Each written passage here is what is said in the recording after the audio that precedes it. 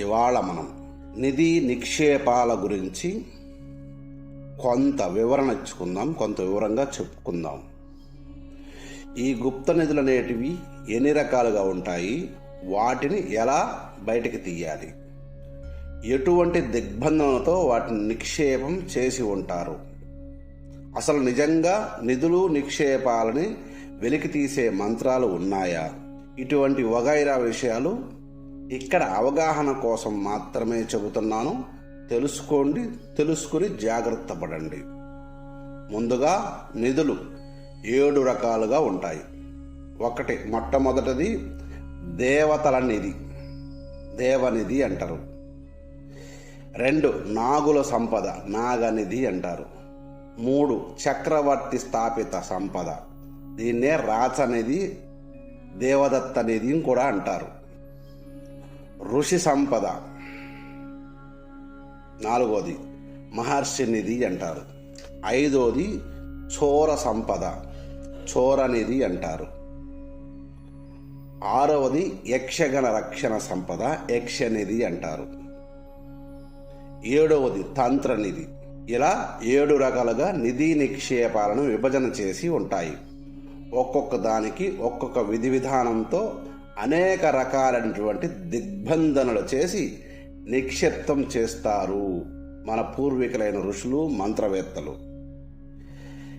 ఇక వరుసగా ఒక్కొక్క నిధి గురించి చెప్పుకుందాం. ఇక్కడ నెంబర్ 1 దేవతల నిధి. దేవతల సంపదని ప్రత్యేకించి ఎవ్వరూ వెలికి తీయలేరు, దేవతలకు ప్రతినిధులైతే తప్ప. ఇక 2వది నాగనిధి అంటారు. ఈ నాగనిధిని అతి కష్టం మీద తీయొచ్చు, అనేక వ్యయ ప్రయాసాలు కోర్చి ఈ నాగనిధిని తీయొచ్చు. ఈ నాగనిధిని ఎవరైతే దక్కించుకుంటారో వారు ఈ సమాజంలో చాలా గొప్పగా చక్రవర్తిలాగా చలామణి అవ్వచ్చు. కానీ ఈ నాగనిధిని తీయడం బహు కష్ట సాధ్యం, శాపగ్రస్తం కూడా అని గుర్తుంచుకోండి. ఇక 3వది చక్రవర్తి స్థాపిత నిధి. ఈ అఖండ భారతావన్ని పాలించిన వారినే చక్రవర్తి అని అంటారు. అటువంటి వారు స్థాపించిన ఈ నిధిని చక్రవర్తి సంపదకి అనేక రక్షణ దిగ్బంధనలు పెట్టి మహాచక్ర వలయాలని, అనేక ప్రమాదాలని తయారు చేసి మంత్రయుక్తంగా నిక్షిప్తం చేస్తారు. అలా నిక్షిప్తం చేయబడి ఉంటుంది కాబట్టే ఈ చక్రవర్తి స్థాపిత నిధి అంటారు. ఇటువంటి నిధిని వెలికి తీయాలంటే మహామంత్రవేత్తలు తప్ప మామూలు మనుషులు ఈ నిధి ఉన్న చోటకు కూడా వెళ్ళరని గుర్తించుకోండి. దీన్నే రాచనిధి అని కూడా అంటారు, లేదా దేవదత్త నిధి కూడా అని పిలుస్తారు దీన్ని. ఇకపోతే 4వది మహర్షి నిధి. ఈ మహర్షి నిధి అనే పేరు ఎందుకు వచ్చిందంటే మన పూర్వీకులైన ఋషులు అనేక మంది రాజుల నుండి యజ్ఞ యాగాదుల కోసం సమకూర్చుకున్న ధనం, యజ్ఞ యాగాదులు పూర్తయిన తరువాత ఆ మిగిలిన ధనాన్ని ఇలా భూమిలో నిక్షిప్తం చేసి కొన్ని కొండలను, పర్వతాలని గుర్తులుగా పెట్టి అనేక భూత ప్రేత పిశాచ శక్తుల్ని ఈ నిధి కాపలా పెట్టి నిక్షిప్తం చేస్తారు. ఇటువంటి నిధుల్ని ఋషి నిధులు అంటారు. ఇక 5వది చోర నిధి.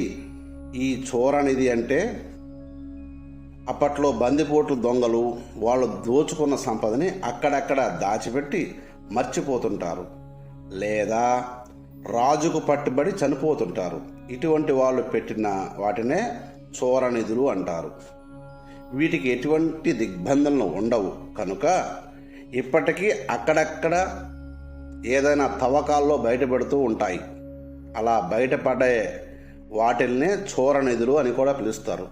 ఇక్కడ ఇంకో విషయం గుర్తుంచుకోవాలి. ఈ చోర నిధుల్లో కొన్ని చోట్ల మంత్ర దిగ్బంధనలు కూడా ఉంటాయని గమనించండి.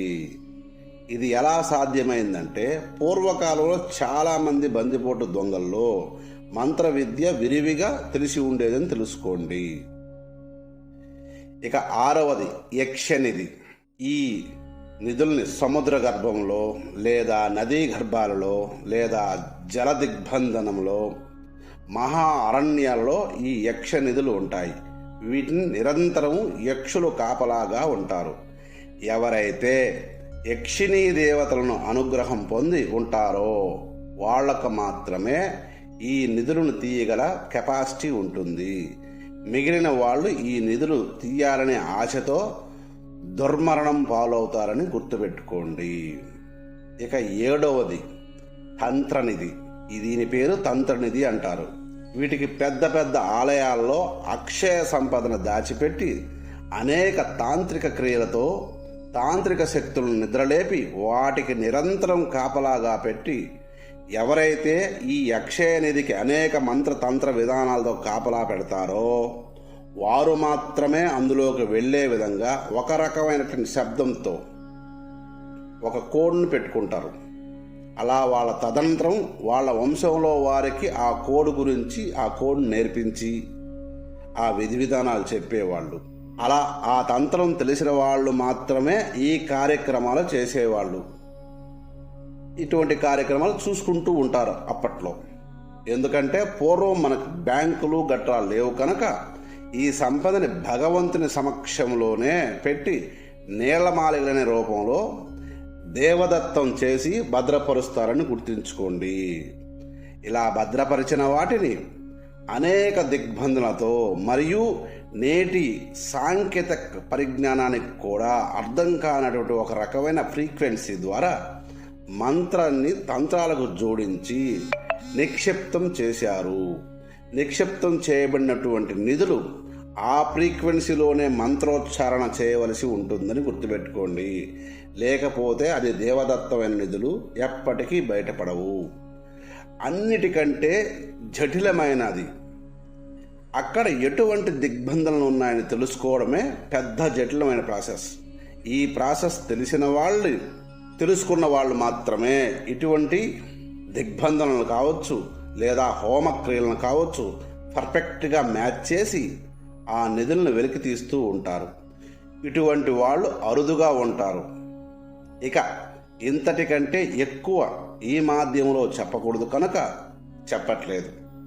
ఇంకా కొన్ని నిధులు ఉంటాయి.